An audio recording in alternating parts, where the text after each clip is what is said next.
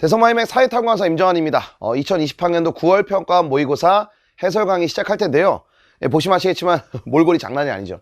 어젯밤에 여러분들이 본 이 9월 평가 모의고사 문제지와 그러니까 분석과 그 다음에 여러분들의 반응, 그러니까 뭐 이게 어떤 특정 수험생 커뮤니티뿐만 아니라 선생님 인스타로 오는 DM까지 해서, 그리고 여러분들이 인스타 피드에 올린 글까지 다 면밀히 봤어요.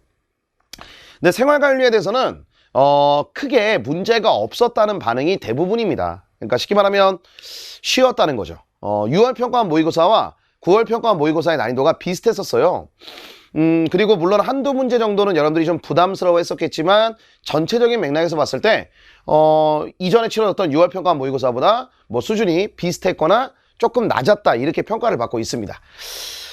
근데 이제 여러분들이 꼭 기억해야 될 것은 시험의 전체적인 난이도와 상관없이 내가 잘 봤냐 못 봤냐가 중요한 것이고, 그 다음에 어떤 부분이 어려웠냐 어떤 부분이 쉬웠냐, 이거를 판단해내고 냉철하게 분석하는 게 중요합니다.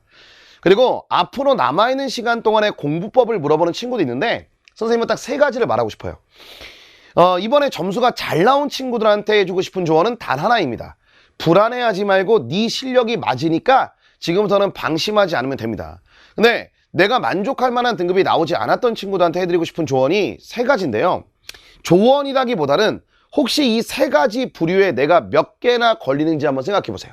그러니까 이 3가지 부류 중에 이게 뭐냐면, 혹시 내가 첫 번째는 이게 현장 강의든 인강이든 마찬가지로, 인강이든 현장 강의든 마찬가지로 인강을 수강하는 것을 나의 공부라고 착각하진 않았는지를 확인해 보셔야 돼요. 무슨 말씀이겠죠? 그러니까 인강을 공부하는 시간 이외에 차분하게 개념서든 올림픽이든 아니면 임팩트든 다시 정리할 수 있는 시간적인 여유를 갖췄는가, 그거를 꼭 한번 생각해 보시고, 그 다음에 두 번째는 이 생윤에서 항상 걸리는 문제인데 너무 깊게 생각하지는 않았는지를 좀 고민해 보실 필요가 있습니다. 깊게 생각하지 않았는지. 이거는 어떤 부류냐면, 어느 정도 실력이 올라왔다고 생각하는 친구들이 많이 빠지는 오류입니다. 그러니까 너무 깊게 들어가게 되면은 문제에서 분명히 쉽게 찾아낼 수 있는 정답지를 고르지 못하게 되는 거죠. 그래서 너무 지나치게 깊게 생각하진 않았는가, 이걸 한번 고민해 보시고, 그 다음에 3번째는 뭐냐면, 이 생활관리는 항상 주요 파트가 중요하긴 한데 결국은 내가 그 비문학 실력이랑도 이 생윤이 또 걸려 있어요. 비문학 실력. 그러니까 보통 이제 이 생윤하는 문제들 중에 비문학 제시문 같은 문제라고 우리가 얘기를 하는 문제도 있죠. 그런 것들에서 걸리지 않았는지 한번 고민을 해보셔야 됩니다. 이게 그래서 좀 국어적인 자신감이 올라가야 그런 문제를 풀 때 자기 생각에 빠지지 않거나, 그 다음에 또 자기 혼자 고집을 부리지 않고 편안하게 정답을 골라낼 수가 있는데, 안 그러면은 자꾸 틀리게 되는 거죠. 그래서 요 3가지가 아마 주된 요인인데, 선생님 같은 경우는 3번째는 내가 컨트롤할 수 있는 부분이 아니잖아요. 집중력의 싸움이고 국어 능력의 싸움이란 말이죠. 근데 1번과 2번에 대한 이야기는 꼭 한번 얘기해 주고 싶어요. 인강 수강을 공부라고 착각하고 있진 않은지. 그러니까 강의만 계속 허리를 따라가는 거, 심지어 9월 평가 모의고사 얼마 앞두고 그냥 빠르게 막 개념 완성을 돌리거나 아니면 뭐 임팩트를 돌리거나 이런 식으로 빠르게 보진 않았는지를 확인해 보시고요. 그렇게 하지 않은 친구들 중에 많은 분들이 이 문제를 보고 난 다음에 평이했다라고 생각을 했을 거예요. 만약에 이게 아니라 좀 깊이 있게 다졌다라고 생각하는 친구들은 내가 공부했던 내용보다 문제가 좀 쉬운데 좀 내가 공부했던 것들이 아쉽다고 느껴져 라는 생각을 할 거예요. 근데 그런 친구들 같은 경우는 수능은 또 어떻게 나올지 모르기 때문에 네가 그렇게 좀 꼼꼼하고 심화적으로 정리하는 게 맞아.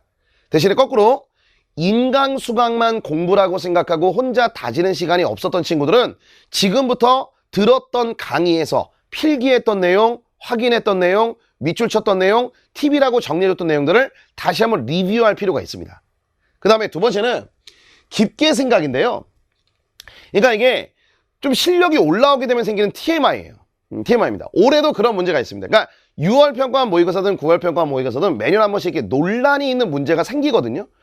올해 9월 평가 모의고사도 역시 그런 문제가 있었습니다. 그러니까 선생님이 커뮤니티 반응을 보다 보니까 15번 문제에 대해서 선생님도 이제 이렇게 커뮤니티를 보다가 내 이름이 있길래 그래서 연구실에서도 깜짝 놀라고 보내줬는데 15번 문제, 제가 좀 이따가 좀 한번 자세하게 언급을 해드리겠지만 이번에는 15번 문제가 뭐야?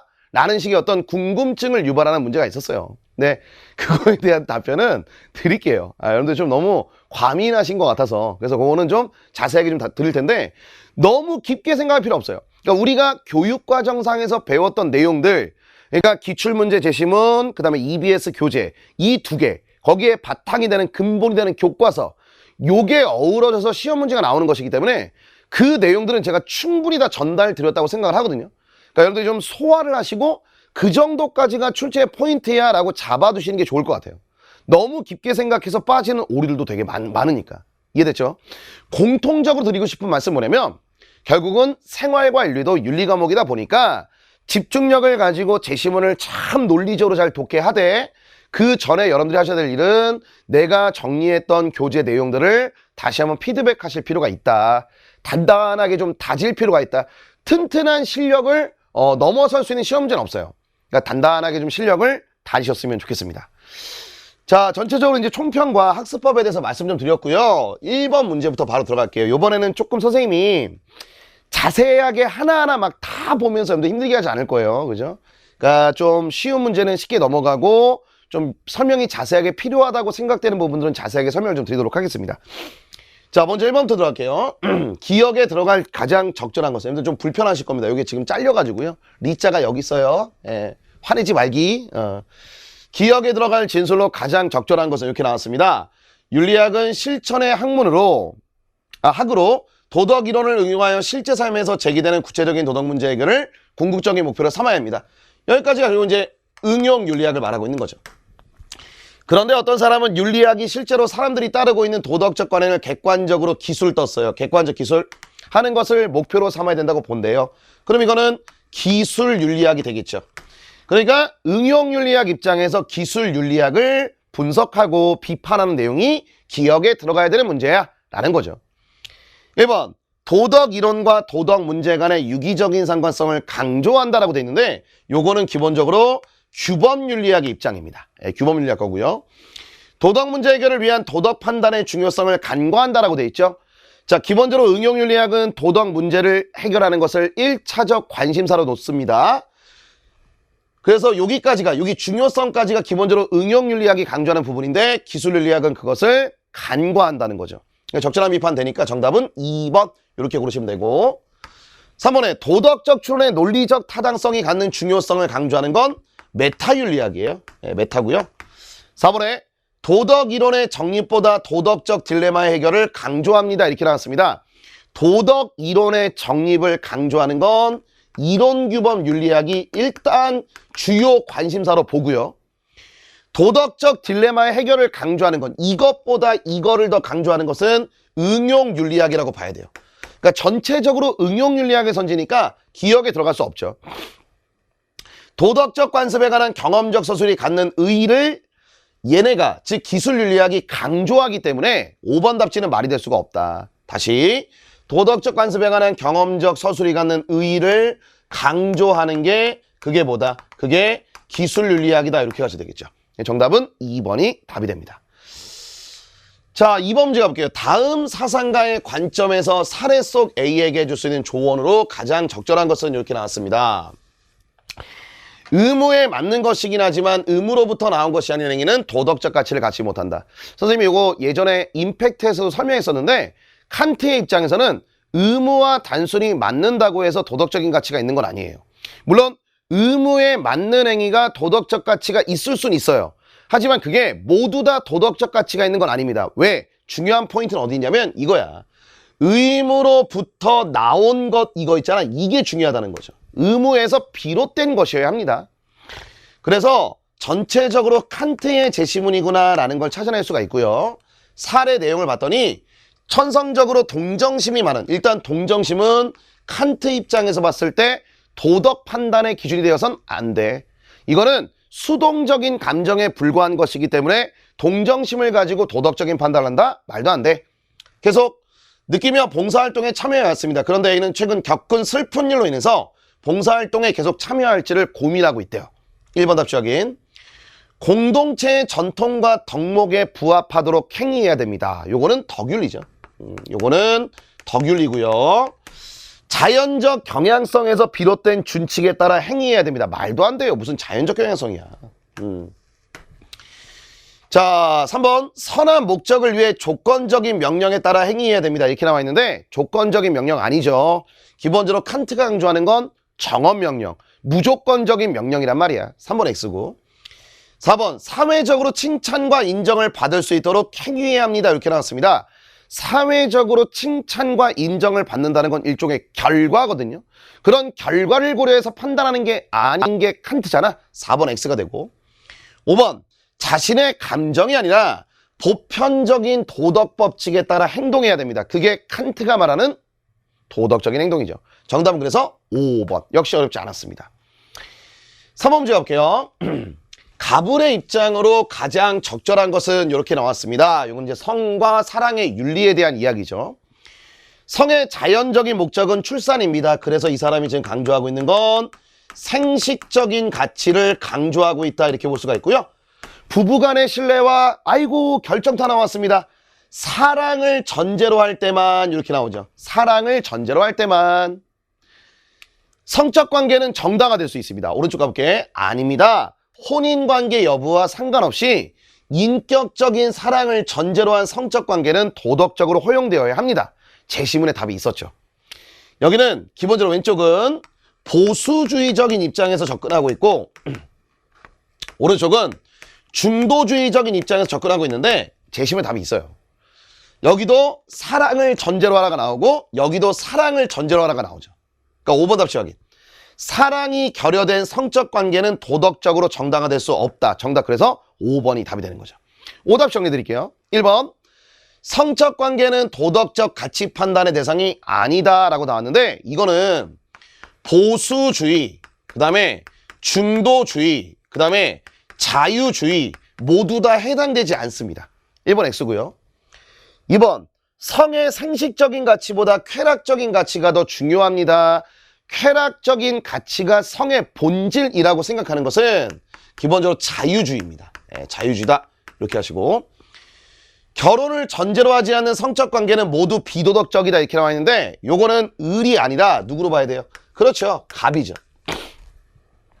상호 동의만 전제되면 성적 관계는 도덕적으로 허용될 수 있습니다. 이렇게 나왔습니다. 물론 여기는 조건이 있습니다.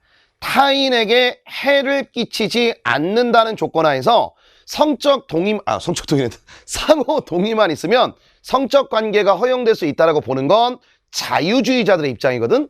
그래서 정답은 5번이 답이 됩니다. 이렇게 보시면 되겠어요. 그래서 1번, 2번, 3번은 전혀 어렵지 않았어요. 4번 가보겠습니다. 가사상의 입장에서 볼 때 나의 기억에 대한 적절한 설명을 고르세요. 이렇게 나왔어요. 소인은 한가롭게 지낼 때는 거침없이 불선을 행하다가 군자를 보면 그런 일이 없었다는 듯이 자신의 불선함을 가리고 선함을 드러냅니다. 군자는 반드시 홀로 있을 때에도 신중하게 행동합니다. 이제 이게 유교글이죠. 유교글이고 좀 수양이 부족한 소인의 경우는 한가롭게 지낼 때에는 거침없이 불선을 막 행하다가 군자를 보면 그런 일이 없었다는 듯이 잠깐 불선함을 가리고 선한 척을 한다는 얘기죠. 하지만 군자는 홀로 있을 때에도 늘 신중하다라는 이야기가 나왔는데 나중에 이제 여러분들이 유교에 대해서 좀 자세하게 배우시면 알게 되겠지만 이런 수양을 신독이라 그래요. 신독. 군자는 홀로 있을 때에도 신중하게 행동합니다. 신독. 생윤에 나오는 개념인가? 그래서 선생님이 생윤에서 본 적이 없어요. 근데 율리아 사상에서는 조금 의미 있는 표현인데 알고 가시면 좋을 것 같아요. 그래서 가제시문이 전체적으로 유교다 이렇게 볼 수가 있고요. 몸과 마음은 부모님이 물려주신 것입니다. 마음 가운데 온갖 이치가 갖추어져 있으니까 만약 한 가지 이치라도 알지 못하고 실천하지 못했다면 부모에게서 받은 것에 흠과 모자람이 있게 하는 것입니다. 사람의 도리를 다하지 않고서는 효를 다했다고 말할 수가 없죠. 그래서 유교가 생각하는 효에 대한 이야기를 고르세요예요. 1번 답지. 정신적 공경 떴는데 이 정신적 공경 우리가 다른 말로 양지다라고 부르고요. 물질적인 측면을 봉양이라고 합니다. 그럼 정신적인 양지와 물질적인 봉양 이 두 가지가 있을 때 유교는 기본적으로 둘이 조화를 이루어야 한다고 봅니다. 조화를 이뤄야 된다. 대신에 공자님의 경우는요. 공자님의 경우는 공경하는 것과 그 다음에 봉양하는 게 있을 때, 선생님 여러 차례 이거 언급했었는데, 봉양하는 것보다 공경이 더 중요하다. 봉양은 동물도 한다. 인간만 할 수 있는 게 정신적인 공경이다. 이렇게 말을 했거든요. 그래서 1번 답지는 어떤 걸 보더라도 X가 돼야, 그죠? 예. 2번, 항상 동기 간의 사랑을 실천함으로써 완성된다. 이렇게 나와 있는데, 완성되는 건, 효가 완성되는 거는 입신양명이죠. 입신양명이죠. 그쵸? 그래서 찝찝하니까 평가원이 앞에다 뭘 줬냐면 항상이야. 그러니까 이런 거 있잖아. 동기 간의 사랑을 실천하면서 자신의 이름을 널리 알렸어. 그러면 입신양명 된 거잖아. 그럼 효가 완성된 거잖아요. 라고 말할 수 있기 때문에 앞에다가 항상이라는 걸 주지 않았나 싶어요. 이건 선생님의 뇌피셜입니다. 3번. 인을 실천하는 출발점으로 모든 행실의 근원이 됩니다. 이렇게 나왔죠. 이게 바로 뭐다? 그렇죠. 정답. 3번이 답이 되는 거죠. 4번. 도덕적 수행을 통한 입신양명에서 시작되는 게 아닙니다. 시작은, 초의 시작은 불감, 회상 이렇게요. 불감, 회상 이렇게. 됐죠? 자, 5번. 상호관계에서 성립하기에 부모가 돌아가시면 종료됩니다. 오호, 너무 중요하죠. 예전에 기출에서도 언급했던 내용이야. 효는 부모님이 돌아가셔도 계속됩니다. 정답은 그래서 몇 번? 3번이 답이 된다. 이것도 어렵지 않았습니다. 자, 5번 가볼게요.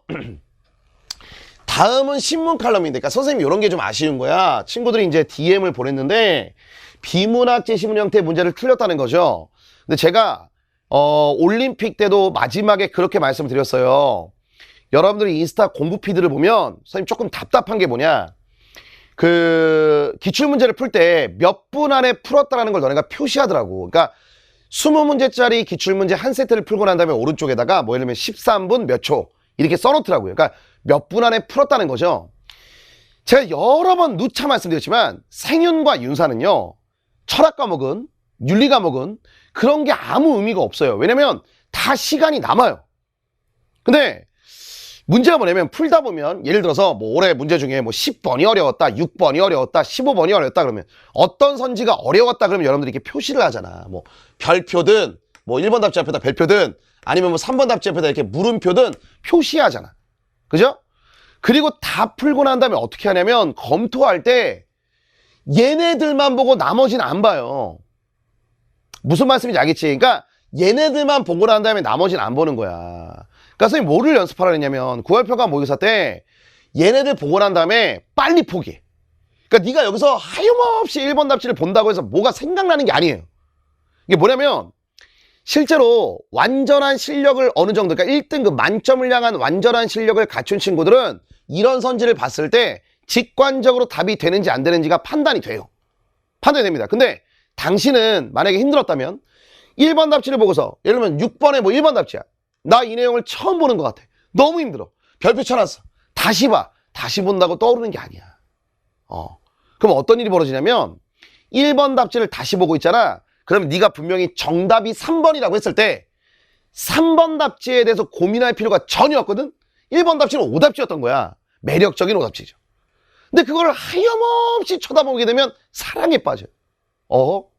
그래, 내가 들어본 적이 없다는 건 요게 답일 가능성이 있는 거야. 그러면서 퍼펙트하게 정답인 걸 지우고 원래 있는 오답지를 골라버리는 대참사가 벌어진다는 거죠.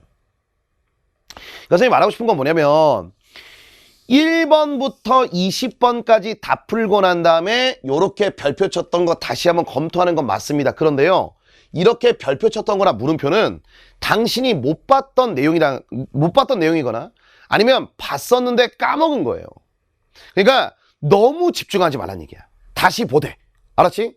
그리고 두 번째, 그게 끝나고 나면 한 시간이 5분이든 10분이든 남았을 거예요. 그럼 다시 1번 문제부터 이런 비문학 독해형 문제를 다시 검토하세요. 여기서 당황하지 말고. 알았어? 무슨 말인지요? 봐봐. 이거 답이 다 있어요. 물론 이제 여기 제시문에 나와 있는 칼럼에 나와 있는 이 글은 배불런 효과에 대해서 언급을 하고 있는 글입니다. 배불런 효과. 근데 정답은 다 나와 있어요. 명품 소비는 한 사회의 모습을 반영합니다. 이에 주목하여서 우리 사회의 명품 소비 문제를 살펴볼 필요가 있는데, 자신을 과시하려는 욕망에서 비롯된 일부 계층의 명품 소비 성향이 그게 바로 배불런 효과에 대한 언급이거든. 즉 과시성 소비야. 그러니까 여기까지 언급된 게 바로 과시성 소비다 이렇게 볼 수가 있고요. 이런 소비 성향이 사회 전 계층으로 확산되어 나타나고 있습니다라는 거죠. 그래서 구매력이 부족한 사람들도 자신의 소득 수준을 초과하는 명품을 구매하거나 심지어 모조품을 찾으면서까지 과시욕을 충족하고자 한대요. 이러한 소비 성향은 남들과 같아지고 싶다는 욕구와 연관되어서 명품 소비를 하나의 유행으로 만들었대. 그 결과 명품 구매를 통해 남들과 같아지고 싶어하는 욕구는 일시적으로 충족이 되지만 자신의 개성은 상실된대요. 그럼 요지가 뭐겠습니까? 이 과시성 소비가 사회 전반과 각 계층에 영향을 미치고 그 다음에 두 번째, 그거를 따라하고자 모방하고자 하는 다른 계층의 소비는 과소비가 된다는 얘기죠. 자신의 소득 수준보다 그걸 넘어서는 소비를 하게 되므로 부정적인 결과들이 야기가 되고 그 다음에 마지막에 하는 말은 이겁니다. 결국 같아지고 싶어하는 욕구가 오히려 자신의 개성을 상실하게 만드는 결과가 되는 거야 라는 거잖아. 그러면 그것만 꼼꼼하게 봤다면 이제 기억답지 가볼게요. 동조 욕구를 절제하고 즉 닮고 싶어하는 욕구를 절제하고 주체적인 소비를 해야 돼. 그래서 너의 개성을 찾아. 기억 동그라미고요. 니은 자신의 경제력을 고려하는 합리적 소비를 해야 돼. 과시성 소비를 하는 유한계급은 재력이 풍부한 사람들이야. 그거를 따라잡으려다가 결국 가랭이 씌워줘요. 니은 맞고요. 디귿 모방 소비를 지향한다는 거죠. 지향한다. 모방 소비를 지향하여 자신의 개성을 표현해야 된다. 정답 몇 번? 그래서 4번이 답이 되는 거죠. 괜찮죠? 네. 자, 6번 문제 가보겠습니다. 다음 사상가 입장으로 옳은 것은 니부어 글입니다. 뭐 이렇게 어렵진 않았는데 전체적으로 봤을 때 여기 제시문은요 그냥 니부어라는 것만 보여줍니다. 네, 이게 니부어라는 것만 보여주고 선지에서 우리가 확인을 해야 돼. 자, 1번 집단 간의 힘의 차이를 정치적 방법으로 조정해서는 안 된다. 자, 니부어 철학의 핵심이 뭐죠? 집단 간 힘의 차이를 조정하기 위해 결국 정치적 방법이 필요하다라고 말했던 거죠. 그러니까 안 된다가 아니라 그죠? 된다죠. 네, 그리고 이게 필요하다라고 말했던 게 니부어. 2번 개인과 사회의 최고의 도덕적 이상 간의 모순은 절대적이다. 이거 조심하라 그랬어. 조심하라 그랬어. 개인과 사회의 도덕적인 이상은 서로 달라요. 개인이 추구하는 도덕적인 이상은 이타심이고 사회가 추구하는 도덕적인 이상은 정의야. 근데 낚이지 말라 그랬죠. 절대적이라뇨. 그렇죠? 절대적 아니고 몬속적이다. 지속적이다. 그리고 어렵긴 하지만 양자 간의 양립과 조화가 가능하다. 이게 니보예요. 3번 집단 규모가 커질수록 충동을 제어하는 이성의 힘은 커진다 이렇게 나와 있는데 아니야. 집단의 규모가 커지면 커질수록 그 집단의 이기적인 충동들은 더 커져요. 쉽게 말하면 이 이성이 제어할 수 없는 충동이라는 게 더욱더 커진다고요. 됐죠? 예. 그래서 니부어는 가장 해결하기 어려운 그 이기주의가 바로 국가 이기주의다라고 말을 했던 거야. 국가 이기주의다. 됐죠? 4번 올바른 정치적 도덕성은 합리성에 부합하는 강제를 권고한다. 너무 쉬운 거지. 그러니까 정답이 4번이거든? 그래서 선생님이 아까 처음에 조언할 때 어제 DM 보니까 어떤 친구들이 이 문제를 틀렸다는 거예요. 근데 제가 말씀드리고 싶은 게 뭐냐면 너무 많은 생각을 하지 마. 분명한 정답을 고르셔야 돼요. 그러니까 너무 많은 생각을 하다 보면은 머리가 복잡해지거든. 솔직히 말하면 4번 답지는 너가 기출문제 풀었던 거 다시 봐봐. 아주 쉽게 풀었던 것들인데 긴장 속에서 너무 깊게 생각하다 보면 이게 안 보이는 거야. 정답은 4번이 답이 될 수밖에 없고요. 5번 집단 간 관계는 각 집단의 요구를 합리적으로 수용하여 수립됩니다. 이렇게 나왔는데 집단 간의 관계는 합리적인 관계가 아니었어요. 그렇죠? 집단 간의 관계는 합리적인 관계가 아니야. 합리적인 관계라고 볼 수 없습니다. 그러면 집단 간의 관계는 뭔데요? 힘의 비율에 따라 형성되는 정치적 관계야. 그래서 정답은 4번이 답이 됩니다. 됐죠? 예. 자, 7번 한번 가보도록 하겠습니다. 시민불복종에 대한 이야기고요. 얘가 이제 오답률 4위인데요. 시민불복종은 거의 정의로운 사회에서 그체제압법성을 인정하는 시민들에 의해서만 생겨납니다. 그것은 개인이나 집단의 이익이 아니라 다수의 정의감에 근거합니다. 요거는 롤스의 시민불복종 얘기죠. 롤스 이렇게 하시고, 우리는 먼저 인간이어야 되고 그 다음에 국민이어야 돼. 법이 형평성보다는 독단에 치우쳐 있다고 판단된다면 우리는 순수히 따르지 말고 양심에 따라 저항해야 돼. 요거는 누굴까? 그렇죠. 소로입니다. 자, 1번 답지 확인 들어갈게요. 시민불복종은 민주헌법의 의도에 어긋나는 한거이다. 말도 안 되는 소리죠. 민주헌법을 지키기 위해서 들고 일어난 한거야. 뭐 국제사회가, 선생님 요 얘기까지도 했어요. 국제사회가 이걸 어떻게 판단할지 모르겠지만 홍콩의 송환법 시위 있잖아. 요게 대표적이에요. 그러니까 그들의 주장은 뭐냐면 민주적인 헌법을 지키겠다는 거예요. 그러니까 어긋나는 게 아니야. 이거를 지키고자 하는 겁니다. 됐죠? 니은, 아이고 진짜 이거 여러 번 했죠. 그죠? 예, 선생님 나올 때마다 정리해드렸고 올림픽에서도 이거 왼쪽에다가 정리해드린 거 있어요. 팁이라고 해놓고 시민불복종에서 왼쪽에 요게 롤스의 시민불복종에서 지키고 싶은 거, 즉 근거라고 해놓고 오른쪽에다 대상이라고 써놓은 게 있어. 그거 보면 돼. 정의원칙은 시민불복종의 대상에서 제외되지 않는다라고 돼 있는데 말도 안 되죠. 그렇죠? 정의원칙은 시민불복종의 대상이 아니야. 됐죠? 정의원칙을 지키고 싶어서 들고 일어나는 게 시민불복종이에요. 기억 X, 니은 X. 그럼 정답은 당연히 3번이죠. 자, 디귿 법보다 정의에 대한 존경심을 함양하는 것이 바람직합니다. 이렇게 나왔습니다. 그게 소로가 했던 말이에요. 그렇죠? 국민이기에 앞서 인간이어야 하고 법보다 양심과 정의에 대한 존경심을 기르는 것이 바람직하다. 이렇게 하셔야 되고, 시민불복종은요 법을 위반하는 위법행위입니다. 근데 그거는 시민들의 권리죠. 그래서 정답은 3번이 답이 됩니다. 8번 가볼게.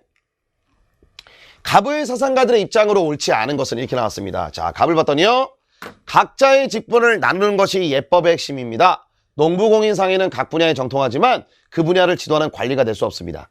도에 정통한 사람은 이 세 가지를 하나도 못해도 이 세 가지를 다스릴 수 있습니다. 생산을 하는 자가 있고요, 생산을 관리하는 자가 있고요. 그건 모두 다 예법의 핵심이래요. 누굴까? 바로 나와야 돼. 순자죠. 우리가 여러 번 봤던 제시문이야. 다시 보면 나와. 자, 을을 가보자. 마음을 쓰는 사람은 다스리는 사람이고 몸을 쓰는 사람은 다스림을 받는 사람이에요. 다스림을 받는 사람은 남을 먹여 살리고 다스리는 사람은 남에 의해 먹고 삽니다. 맹자죠. 정신 노동과 그 다음에 육체 노동을 나눴습니다. 맹자 이야기야. 1번 답지. 예에 맞게 사회적 분업이 이루어져야 된다. 그게 순자의 주장 맞습니다. 동그라미고요. 군자는 도를 익혀야만 자신의 일을 완수할 수 있다라고 되어 있습니다.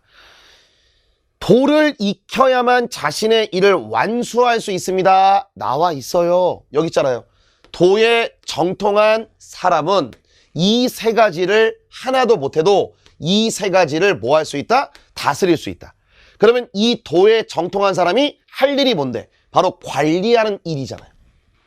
그러면 도에 정통한 사람은 관리가 되어서 자신의 역할인 다스리는 역할을 완수할 수 있는 거죠.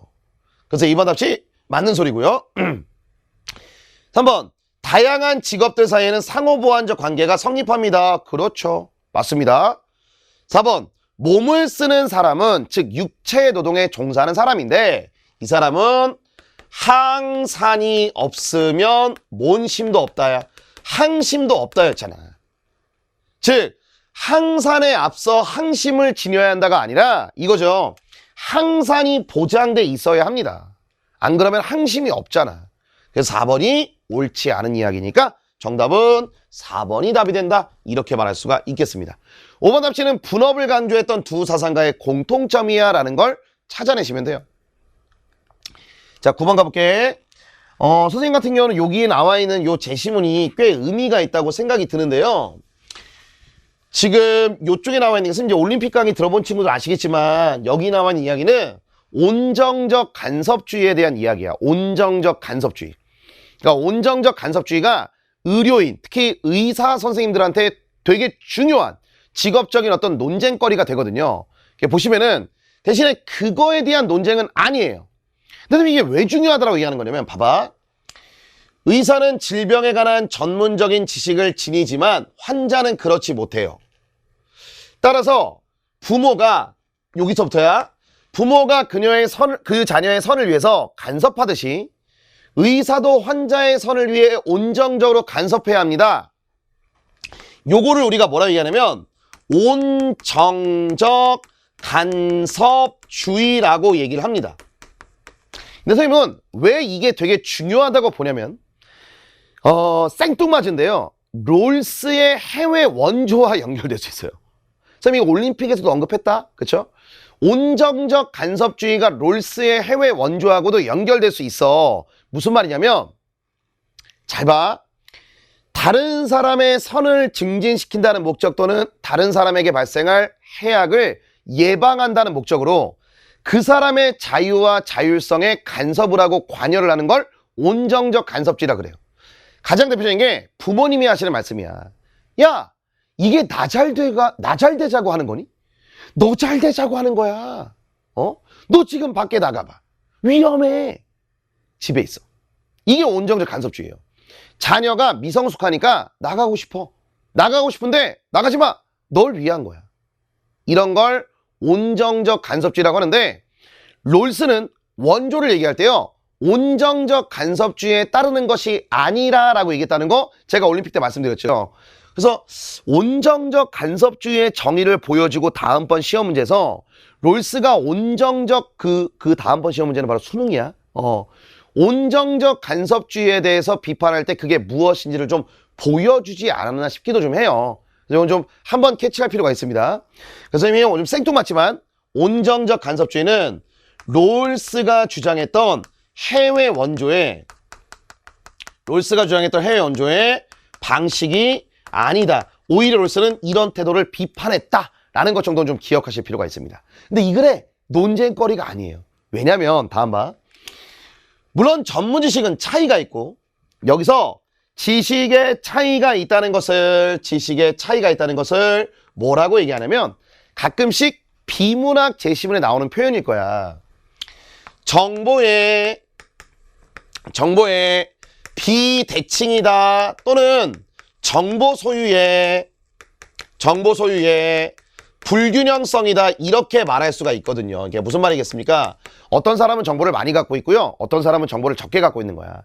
이거를 정보의 비대칭 또는 정보 소유의 불균형이라고 합니다. 의학적인 온정적 간섭이 도움이 된대요. 그러니까 이 사람도 온정적 간섭의 필요성을 인정했구나. 그러나 환자는 인간으로서의 권리를 여전히 갖고 있기 때문에 그의 자기결정권은 존중되어야 합니다. 그의 자기결정권은 존중되어야 합니다. 지금부터 논쟁이 바뀌어요. 환자 역시 인간입니다. 하지만 환자는 치료에서 이런 어린 아이와 같기 때문에 의사는 환자의 의견이 아니라 의학적인 판단에 따라야 합니다. 의사의 사명은 질병치료니까요. 질병치료가 의사의 사명인 것은 맞습니다. 그런데 환자는 건강 이외에도 다른 여러 목적을 갖기 때문에 의학적 판단보다는 환자의 판단이 우선시 되어야 한대요. 그럼 핵심 쟁점이 뭐예요? 환자의 자율성이 우선시 되어야 하는가? 그게 쟁점이 되겠죠. 그러니까 정답은 깔끔하게 몇 번이 나오겠습니까? 그렇죠. 3번이 정답이 된다 이렇게 말할 수가 있겠습니다. 됐죠? 핵심 쟁점을 물어보는 문제는요. 이 질문에 다 OX, XO, OO, XX 이런 걸 체크하실 필요가 없어요. 전체적인 맥락에서 논리적으로 추론되는 두 사람 간의 핵심적인 논쟁거리지 그거를 찾으시면 돼요. 정답은 그래서 3번이 답이 됩니다. 이렇게 가시면 되고요. 10번 갑니다. 환경윤리인데 오답률 2위입니다. 그런데 이제 선생님 이런 얘기하면 또 여러분들이 좀 싫어하시겠지만 이전에 나왔던 환경윤리 문제에 비해서는 어렵진 않았어요. 원래 9월 평가 모의고사 때 조금 어려운 문제가 나오기도 하는데 요번엔 그렇게 어렵진 않았습니다. 답을 보면은 대지윤리는 생태윤리를 반영합니다. 생태윤리는 각 개인이 대지의 건강을 위한 자신의 의무를 깨닫고 실천할 것을 요구한대요. 레오폴드 이야기구나. 이렇게 잡으시고 삶의 주체라는 기준을 충족하는 동물들 물론 그 동물들이 도덕 무능력자이긴 하지만 삶의 주체니까 내재적 가치를 갖는 거야. 누굴까? 레건이죠. 자, 별갑니다. 생명체가 고유의 선을 갖고 있다는 것은 목적론적 삶의 중심이기 때문이야. 성장, 발전, 생식 등등등 자기의 삶을 계속 추구해 나가는 목적론적 삶의 중심이지. 그래서 이거는 테일러다라고 말할 수가 있겠습니다. 됐죠? 그럼 선지 한번 가보자. 먼저 이제 벤 다이그램이 나와 있고요. 선지를 가보시면은 인간은 생태계에 간섭해서는 안 되는 의무를 지닌다 이렇게 나왔습니다. 요게 소위 말하는 불간섭의 의무거든요. 불간섭의 의무. 요거를 강조한 사람이 누구냐면 테일러야. 테일러. 선생님, 레오폴드는요. 그러니까 간섭한다는 거잖아. 간섭한다는 거. 생태계에 간섭하는 거거든. 인간이 관여하는 거잖아. 좀 이거 예전에도 말했지만은 레오폴드는 생태계 안에 그 생태계의 안정성과 질서를 파괴하는 그런 너무나 많은 개체수의 번식과 증식 있죠. 이런 것들에 대해서 인간이 관여하고 간섭해야 된다고 봤던 사람이에요. 그럼 선생님이 얘기했잖아. 사슴의 개체수가 너무 많아져서 생태계의 질서를 파괴하고자 할 때는, 파괴하려고 할 때는 인간이 사라진 늑대의 역할, 포식자의 역할을 대신해서 좀 슬픈 얘기지만 그 사슴들을 사냥해서 개체수를 조절해야 된다고 말했다고. 레오폴드가. 근데 테일러는 일단은 원칙이 뭐냐면 생태계 질서에 간섭하면 안 된다는 의무를 제시를 했어요. 그러니까 이건 테일러가 강조할 만한 이야기입니다. 니은의 1살 이상의 정상적인 포유동물은 내재적 가치를 지닙니다. 이렇게 물어봤죠. 1살 이상의 정상적인 포유동물이라고 나왔는데 얘네가 바로 레건 입장에서 봤을 때는 삶의 주체거든요. 근데 잘 봐. 이렇게 생각해야 돼. 1살 이상의 정상적인 포유동물은 좀 공간이 나올까요, 여러분들? 필기할 수 있을까? 일단 볼게요. 여기다 쓸게요. 갑이나 을이나 병이 이렇게 3명 있으면은, 자, 보자. 1살 이상의 정상적인 포유동물. 레오폴드 입장에서 봤을 때는요, 생태계 또는 생명공동체에 뭐냐면 그냥 구성원이야. 그러니까 생태계의 구성원으로서의 도덕적인 지위를 갖는 거예요. 인간의 동료야, 동료. 생태계의 구성원으로서의 인간의 동료야. 그러니까 얘네들은 도덕적인 지위가 있죠. 그리고 레오폴드가 내재적인 가치라는 표현을 막 이렇게 적시해서 쓰는 사람은 아닌데 추론해 보건대 레오폴드도 이런 그 존재들이 생태계 구성원으로서 그 자체로 가치가 있다라고 보겠지. 그 자체로서의 가치를 갖고 있다라고 보겠죠. 그렇죠. 그러니까 일단 갑도 지지해요. 레건은 당연히 지지하죠. 왜? 얘네가 삶의 뭐야? 주체거든. 삶의 주체니까 당연히 내재적인 가치가 있어요. 그리고 테일러 입장에서 볼게. 테일러 입장에서 봤을 때는 1살 이상의 정상적인 포유동물도 생명체이기 때문에 목적론적 삶의 중심이에요. 그러니까 이 목적론적 삶의 중심은 내재적인 가치가 있는 거죠. 이렇게 하는 거잖아. 그러니까 셋 다 1살 이상의 정상적인 포유동물에 대한 규정은 다르지만 그들이 그 자체로서의 가치를 갖고 있다는 주장에 대해서는 다 지지해요. 그러니까 어디 들어가야 될까? 3명 모두의 공통점인 그렇죠. D에 들어가는 게 맞죠. D에. 그래서 니은 답지는 X인 거야. 자, D급 답지 가볼게요. 생태계의 선이 개체의 선보다 우선하는 것. 이거 우리 기출선지예요. 요거는 뭐라고 얘기할 수가 있냐면 이런 사고를 전체론적인 사고라고 말할 수가 있는데요. 이 전체론적인 사고가 아니다라고 말했잖아요. 그러니까 개체론적인 사고죠. 갑을병 중에서 전체론적인 사고를 갖고 있는 사람은 갑이거든. 그러면 아니다라고 했으니까 을과 병의 이야기거든. 그렇죠? 그럼 을과 병만 돼야 되니까 보시면 그렇죠. C가 되는 게 맞죠. 리을 인간 상호 간의 의무는 도덕적으로 정당화될 수 있다. 그치? 그러니까 야 인간이 인간한테 의무를 이행하는 게 당연히 도덕적으로 정당화될 수 있죠.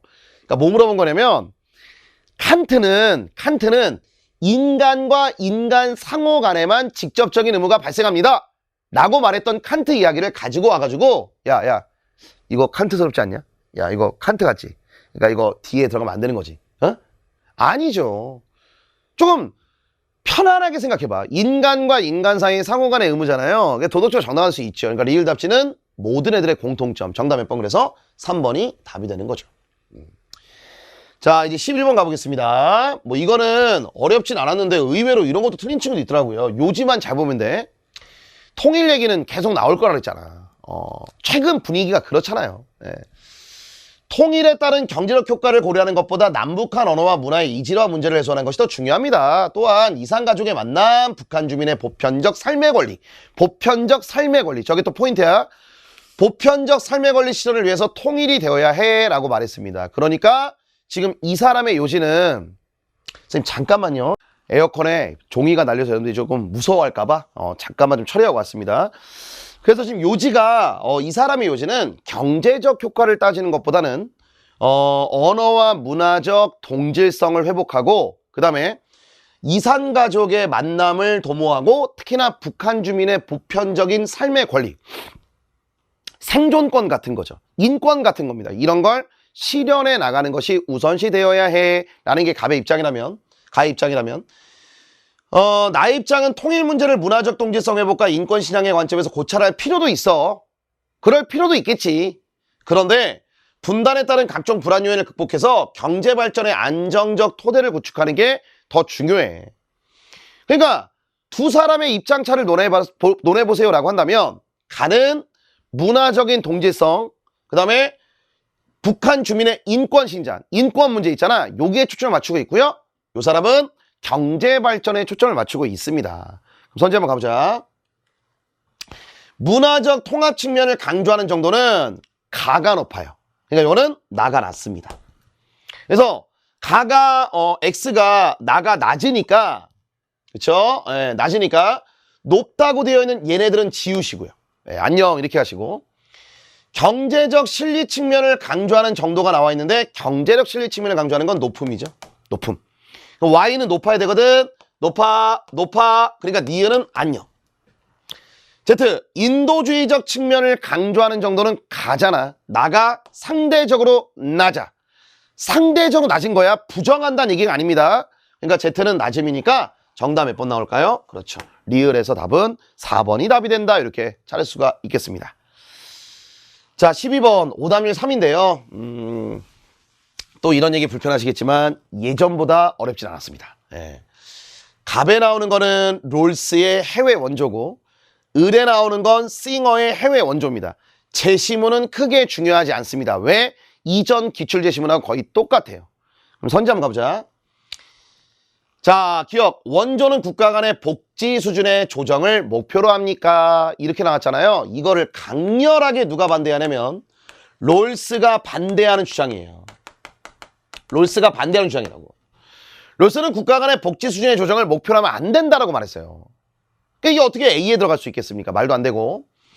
원조는 국가 간의 자원을 재분배하는 윤리적 의무입니까? 라고 나왔는데, 롤스는 국가 간의 자원 재분배가 원조의 의무라고 볼 수 없다 그랬어요. 이거 롤스가 반대하는 거예요.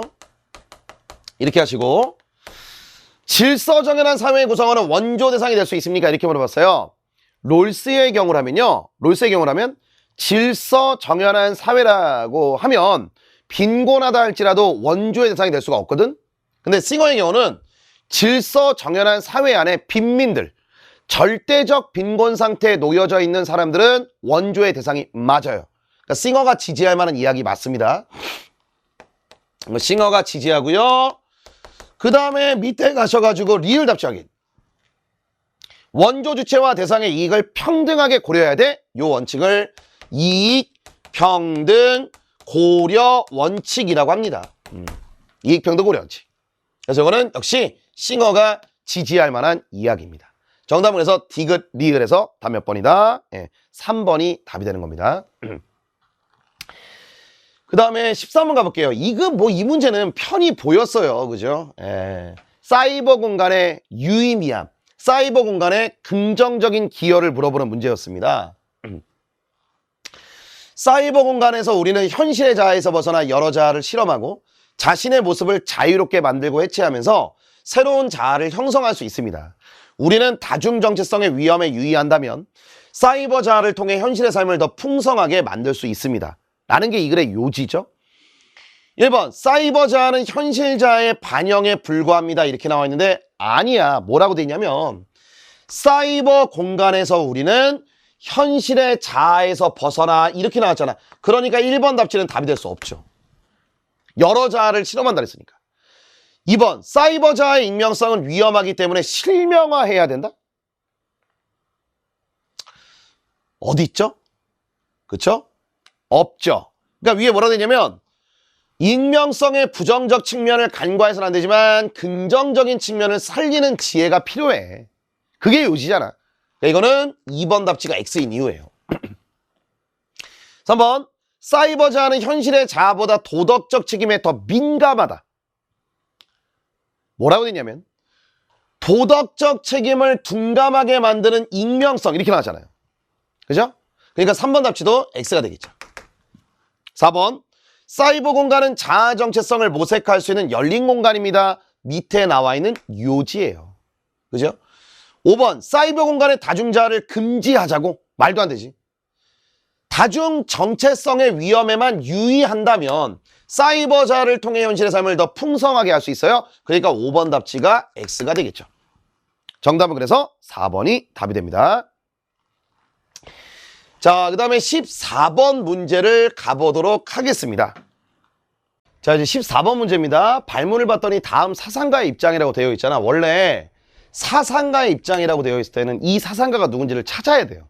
원래 찾아야 되는데 모르겠습니다. 그 선생님이 뭐 다른 해설 강의를 보지 못해가지고 아마 지금 어떤 해설서가 올라와 있지 않은 이상 이 사상가가 누군지에 대해서 설왕설래가 꽤 많을 거예요. 뭐 플라톤이라고 볼 수도 있고요. 그다음에 뭔가 뭐 아리스토텔레스 같기도 하고 아무튼 모르겠습니다. 근데 이 사상가는 누구냐면 이게 원래 윤리와 사상에 나오는 제시문이거든요. 윤사에. 이분은 주의예요. 주의. 선생님 저 주의 모르는데요. 성리학자예요. 그러니까 여러분들은 유교 정도라고만 기억하시면 돼요. 유교 정도다. 그러니까 유교에서 주의라는 사상가가 있고 여러분들이 성리학은 들어보셨잖아. 그래서 그런 글이다라고 보시면 됩니다. 근데 발문의 다음 사상가라고 해놨지만은 솔직히 말하면 선지하고는 매칭이 안 돼요. 그러니까 제가 봤을 때는 평가원이 저걸 굳이 왜 다음 사상가 입장이라고 했을까? 그건 조금 이해가 안 되는 부분입니다. 그냥 다음 글의 입장이라고 해도 되고요. 뭐 갑의 입장이라고 해도 되거든. 근데 굳이 왜 사상가라고 해가지고 혹시 이것도 민감한 친구들 같은 경우는 이 사상가를 찾으려고 노력했던 친구도 있을 거예요. 자, 내용 보자. 시란 사람의 마음이 세상 사물이나 풍속과 감응하여 언어로 표현된 것입니다. 됐죠? 예. 그러니까 시라는 것은 풍속, 어떤 뭐 관습이나 전통이나 당시의 분위기나 문화 같은 걸 아우르는 거잖아. 그것과 감응하여 그게 언어로 표현된 거니까 결국 시라는 것은 그 사회의 속성을 담고 있죠. 그래서 디귿 답지를 보면은 시는 그 사회의 도덕성을 엿볼 수 있는 거울입니다 라고 나왔잖아요. 이거 맞습니다. 사람이 느끼는 대상에는 올바른 것도 있지만, 즉 풍속 중에 올바른 것도 있고 사악한 것도 있고, 내가 느끼는 감정에서 대상에서 올바른 것과 사악한 것이 공존할 수 있어요. 그러니까 시에도 옳은 것이 있고요, 그른 것이 있어. 그러니까 시도 선악 판단의 대상이 돼. 안녕 기억답지. 우리는 시를 통해 자신을 반성할 수 있어. 윤리적으로 성찰할 수 있어. 니은 동그라미. 올바른 시는 모범으로 삼고, 즉 타산지석 같은 개념이겠죠. 사악한 시는 자신을 고치는 계기, 일종의 반면교사가 되겠죠. 그러니까 올바른 것이든 사악한 것이든 내가 성찰할 수 있게 만드는 계기가 돼라는 거니까 리을 답지가 동그라미가 되는 거죠. 정답은 그래서 몇 번이 답이 될까요? 5번이 답이다. 이렇게 풀어내면 됩니다. 그래서 평가한테 묻고 싶어요. 왜 저거를 다음 사상가라고 했는지. 자, 보겠습니다. 그 다음에 15번 문제 갈게요. 이 문제, 나 진짜 선생님이 원래 이런 소리 하는 거 되게 싫어하는데요. 진짜 정말 싫어해. 극혐하거든, 나는 이런 거. 근데 진짜 한마디만 할게요. 커뮤니티나 이런 데 글을 쓰실 때 조금 한 번만 더 이렇게 좀 글을 쓰시면서 그러니까 뭐 잘못 썼다는 얘기가 아니라 어떤 배려의 마음? 이런 것도 좀 가지셨으면 좀 좋겠어요. 그러니까 많은 친구들이 이 15번 문제가 되게 좀 찝찝했나 봐. 그러니까 정답은 맞췄다는 거죠. 정답 맞췄어. 왜냐면 볼게 소극적 평화랑 적극적 평화 나눴어. 직접적인 폭력이 없는 소극적인 평화를 넘어서 빈곤차별가 없는 간접적인 폭력이 없는 적극적 평화로 나아가야 돼. 이게 누구야? 갈퉁이야. 맞아. 전쟁은 도덕적 판단 이상이 돼. 그렇지만 전쟁이 필요하긴 해. 하지만 전쟁을 할 때에는 그러니까 불가피한 상황에서의 제한된 전쟁이 나왔어. 그게 정당화될 수 있대. 불가피한 상황에서의 제한된 전쟁은 정당화될 수 있어. 대신에 전쟁의 정당성은 개시, 수행, 종식 등의 전 과정에서 판단되어야 해. 뭐 여러 차례 말씀드렸으니까 이거는 왈처의 정의전쟁론이구나 라는 걸 찾았어. 1번답지. 지금까지 평가원이 2번이나 던졌어요. 갈통은 평화를 실현하기 위한 방법은 어떠한 경우에도 항상 평화적인 방법이어야 돼 라는 거는 이미 여러 번 나왔어요. 그러니까 정답 1번입니다. 이제 여러 번 나왔어요. 그리고 선생님이 뭐 수업 중에도 계속 언급을 했어요. 계속 언급을 했어요. 그 다음에 인간안보야, 갈통 인간안보야 계속 언급했어요. 2번 X지. 4번 불간섭의 원칙은 절대적인 건 아니야. 인도주의적 개입이 허용될 수 있어. 불간섭이 국제사회의 원칙이지만 그건 절대적인 건 아니야. 예외가 있을 수 있어. 계속 얘기했어요. 4번 X야. 선생님 지금 계속 얘기했어라고 하는 말이 이유가 있어요. 평화를 위한 정의전쟁은 도덕적 비판의 대상이 아니야. 정의전쟁도 도덕적 비판의 대상이야 라고 보는 게 왈초야. 그리고 갈등은 전쟁 안 돼. 그러니까 5번도 계속 얘기했던 거야. 근데 빼앗긴 영토 회복을 목적으로 하는 전쟁, 이거를 수행할 수 있느냐 없느냐, 할 수 있다가 이 문제의 취지거든요. 그래서 이제 친구들이 커뮤니티에, 뭐 많은 친구도 아니지만 Q&A나 커뮤니티에 이런 글이 올라왔습니다. 선생님, 정답을 1번이라고 맞췄는데 3번 답지 좀 찝찝한데요? 제가 조금 솔까 말할게. 그 사람들의 요지가 뭐냐면, 네가 안 가르쳐줬잖아. 응? 너 왜 이거 안 가르쳐줬어? 너 방임 아니야? 찝찝하지 않아? 그리고 제가 좀 가슴 아팠던 건 뭐냐면, Q&A를 올렸는데 어떤 답이 왔는데 이거하고 좀 배치되는 거 아니야? 라는 그런 글도 봤어요. 댓글도. 근데 여러분 이렇게 생각하시면 돼요. 그러니까 선생님 이거 설명해 줄게.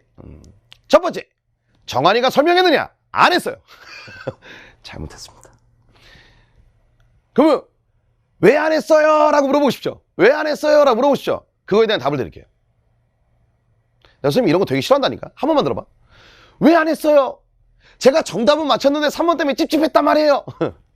왜 안 했냐면요, 지금까지 3번 답지에 대한 내용은 평가원, 그 다음에 수능특강, 수능완성, 올해 거 말하는 겁니다. 수능특강과 수능완성에 언급이 없었어요. 왈초 이야기에 언급이 없어요. 그리고 교과서에도 자세하게 이거에 대한 진술이 구체적으로 나와 있는 내용이 없어요. 그래서 이 내용은 아시겠지만 정의전쟁론을 주장했던 아퀴나스의 입장에서는 있어요. 이건 여러 번 나왔어요. 그러니까 아퀴나스에서 빼앗긴 영토 회복을 목적으로 하는 전쟁이 정당화될 수 있는 거야 라는 건 여러 번 나왔어요. 그러니까 아퀴나스 설명할 때 선생님이 자세하게 말씀드렸죠. 그죠? 근데 두 번째 말씀드릴게요. 선생님 Q&A, 선생님이 Q&A에 질문 올렸는데 답변이 왔는데 그거랑 좀 배치되는 거 아니에요? 아니에요. Q&A 선생님도 그거를 근거로 말씀하신 거예요. 나온 적이 없어요. 그러니까 모르겠습니다. 선생님 모든 강사분들의 강의를 모니터링하는 건 아니지만 안 봐요. 전 아예 안 봐요. 일절 안 봅니다. 예. 근데 아마 대부분의 선생님이 3번 답지에 대해서 이렇게 생각하지 않을까요? 제가 만약에 감정이입이 된다면 이거 뭐야? 소스가 어디 있는 거야? 라는 분도 계실 거고, 그 다음에 이걸 왜 냈지? 라는 생각이 드시는 선생님도 계실 겁니다. 분명히 그 언급을 하실 거예요. 그럼 뭐냐면 이제 여러분들한테 드리는 말씀입니다. 이거는 제가 싫어하는 말이 아니라 꼭 말씀드리고 싶은 말이에요. 앞으로 수능을 잘 보기 위한 어드바이스야. 평가원이 매년 이런 식으로 모의고사 때 갑툭튀로 던지는 것들이 있어요. 그럼 막 이슈가 돼요. 그건 왜 던지는 거냐면 다음번 수능에서는 요 선지의 내용을 낼 거야 라는 거예요. 이해됐어? 무슨 말인지? 그러니까 1번 답지가 너무나 자명하기 때문에 정답 1번이야. 근데 찝찝해. 당신의 마음 알아. 왜? 나는 가르친 적이 없거든. 나도 본 적이 없는 게 아니라 이것까지 내용을 내가 가르쳐 주는 건 TMI라고 생각하기 때문에 안 말했어요. 말하지 않았다고. 왜? 없으니까. 그럼 내가 만약에 던져봐. 오히려 수업 중에 던지면 그게 더 무서워요. 그게 어디 있는데요? 하면서 교육과정을 벗어가는 내용이잖아요. 뻔하죠, 여러분들. 예, 그래서 제가 그거는 걸렀는데 평가원이 이거를 던졌다는 얘기는 다음번 수능에서는 이게 아퀴나스와의 공통점으로 출제될 수 있어 염두에 둬라는 거예요. 그러면 평가원 기출에서 이거에 대한 언급을 여러분도 못 받기 때문에 찝찝한 거예요. 이해돼? 당신도 못 본 거야. 당신도 어떤 재시문에서도 왈초의 이 내용을 없는데, 수특이나 수능 완성이나 그 다음에 평가원 기출에 이게 없는데 라는 마음을 가졌기 때문에 찝찝한 거죠. 그래서 만약에 찾아봐라, 자료를 찾아봐라 그러면 선생님이 소스로 낼 수 있는 게 평가원이나 그 다음에 수특수안에서는 찾아낼 수가 지금까지는 없어요. 예, 근거를 못 찾은 거일 수도 있습니다. 하지만 이거는 기출되었던 건 아니지만은 만약에 근거 자료가 있다라고 한다면, 이건 이제 왈처가 쓴 에세이인데요. 군사적 차원의 물리력을 사용하지 않을 경우에 그러니까 이거 왜 나온 언급이냐면, 여러분들이 그 중동 전쟁 아시잖아요. 이제 그거였던 그 시발점이 되었던 이스라엘이 팔레스타인을 침공하거든요. 이스라엘이 팔레스타인을 침공하는 것에 대한 언급에서 왈처가 이런 얘기를 해요. 군사적 차원의 물리력을 사용하지 않을 경우에 자국의 영토 보전이 어렵거나, 그러니까 이스라엘 사람들은 팔레스타인이 자기의 영토를 불법 점거하고 있다고 생각을 하거든, 역사적으로. 그러니까 여러분들이 뭐 그걸 몰라도 아마 얘기는 들어봤을 거야. 이스라엘과 팔레스타인 간에 어떤 분쟁과 내전이 있었잖아요. 그때 이제 그 전쟁의 도화선이 된 거는 결국 유대인들이, 즉 이스라엘 사람들이 자기들이 쫓겨났다, 그리고 팔레스타인이 우리의 영토를 불법 점거하고 있다 라는 생각을 하고 있을 때 벌어진 전쟁이거든요. 그래서 자국의 영토 보전이 어렵거나 정치적 독립이 심각한 위기에 직면하게 되는 경우, 그러니까 이건 요거까지는 너무 TMI인 것 같고요. 요거예요. 자국의 영토 보전이 어렵거나, 그러니까 팔레스타인이 이스라엘이 갖고 있어야 될 땅을 지금 불법 점거하고 있단 말이야. 그러니까 그거를 회복하거나 아니면 자국의 영토를 계속 보전해 나가기가 어렵다라고 생각이 들 경우에 전쟁을 할 수 있다라는 내용이 나와요. 그러니까 이거 말고도 몇 개가 더 있긴 한데, 그래서 만약에 이게 정당화되기 3번 답지가 근거가 뭐냐 그러면은 요 정도 언급이 가능해요. 그러니까 이스라엘이 팔레스타인을 선제 공격할 때 빼앗긴 영토, 자기들이 빼앗긴 영토라고 생각했던 것들을 팔레스타인이 지금 불법 점거하고 있다. 그걸 우리가 되찾아야 되고, 현재 우리의 영토를 팔레스타인에게 위협받고 있다. 그러니까 우리가 이걸 지켜야 된다, 방어해야 된다 라는 전쟁의 맥락에서 선제 공격을 한 것이 정당화될 수 있다라는 내용이 나와요. 근데 그게 막 무슨 뭐 어떤 그 국가적인 보복이고 이런 건 아니야. 보복해야 돼 막 이런 것들의 어떤 정당화를 왈처가 얘기하는 건 아니야.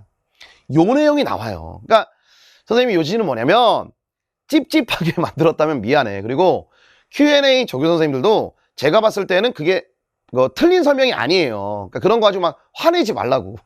화내지 말라고. 우리가 정작 중요하게 생각해야 될 건 뭐냐면, 평가원이 이거를 던졌잖아. 그럼 던졌다는 얘기는 다음번 시험지 나올 때는 아퀴나스의 공통분모로 출제될 가능성이 있다. 그거를 꼭 염두에 두란 얘기예요. 알았지? 예. 자, 그 다음에 넘겨서 16번 문제 가보도록 하겠습니다. 이건 어렵지 않습니다. 16번 문제는 기업의 윤리와 관련된 문제입니다. 기업이 사회적인 책임을 해야 돼. 뭐냐면 공익증진해야 돼. 그러한 기업은 소비자 불매운동을 예방할 수 있고요. 그 다음에 직원들의 헌신과 소비자들의 신뢰를 얻는데 훨씬 유리합니다. 그게 기업의 이익에 도움이 되어요 라는 거잖아. 그래서 이거는 기업의 적극적인 책임을 지지하는 입장입니다 라고 볼 수가 있고요. 그래서 기업의 사회적 책임은 오로지 시장의 규칙을 준수하면서 기업 이익의 극대화를 위해 자유로운 경쟁에 전념하는 것입니다. 이 과정에서 기업은 보이지 않는 손에 이끌려 원래 의도하지 않았던 공익에 기여하게 됩니다. 이 사람이 생각할 때 기업의 사회적인 책임은 오로지 하나예요. 시장의 규칙을 지키면서 기업의 이익을 극대화하는 거야. 이렇게 가는 거죠. 그래서 을은 프리드먼 정도가 될 수 있어요. 기업 가볼게. 기업은 모든 사회적 책임으로부터 자유로워야 합니까? 아니에요. 을도 시장의 규칙을 준수하면서 기업 이익의 극대화를 위해 자유로운 경쟁에 전념하는 걸 기업의 사회적인 책임이라고 봐. 이건 둘 다 X야. 니은 기업은 자유시장 경제 원리에 따라 경영돼야 돼. 자유시장 경쟁 원리를 지지하는 건 둘 다의 공통점. 이렇게 하시고, 기업은 공익의 증진을 위해 본질적 목적으로 삼아야 됩니까? 공익의 증진을? 아니에요. 기업의 본질적인 목적은 이윤 추구야. 리을. 기업은 기업이 증진을 위해 공익을 추구해야 됩니까? 이건 누가 한 말일까요? 위에 나와 있는 갑이 지지하고요. 을은 아니죠. 그쵸? 그러니까 여기서 보면은 기업은 기업이익 증진을 위해 공익을 추구해야 됩니까? 이렇게 물어봤잖아. 의도적으로. 근데 을에 나온 이야기를 봤더니 이 과정에서 기업은 보이지 않는 손에 이끌려 원래 의도하지 않았던 공익에 기여하는 거잖아. 의도하지 않았잖아요. 그러니까 추구하는 건 아니야. 기업이 공익 추구해야지 이런 게 아니야. 의도하지 않았잖아. 저절로 그냥 공익에 기여하는 거죠. 만약에 선지에서 기업이 공익에 기여할 수 있습니까? 라고 물어봤을 때는 둘 다 돼요. 알았지? 그래서 이거는 X. 그럼 정답 체크해 보도록 하겠습니다. 기업과 디귿. 답은 몇 번? 2번이 정답이 되겠죠. 그렇죠? 네. 10초만 가보겠습니다. 자, 가불사상가들 입장인데 오답률 1인데요. 이거는 다시 한번 확인해 보세요. 다시 한번. 그러니까 천천히 우리가 개념 정리했던 거, 임팩트, 그 다음에 그 올림픽에 나온 내용들 다시 한번 차분하게 정리해봐. 소득과 부가 자연적 우연성이나 사회적 우연성과 같은 도덕적으로 임의적인 요소에 의해 분배되는 것은 부정의합니다. 유사한 능력과 재능을 가진 사람들은 유사한 인생의 기회를 가지도록 실질적인 공정한 기회가 보장되어야 합니다. 롤스 이야기고요.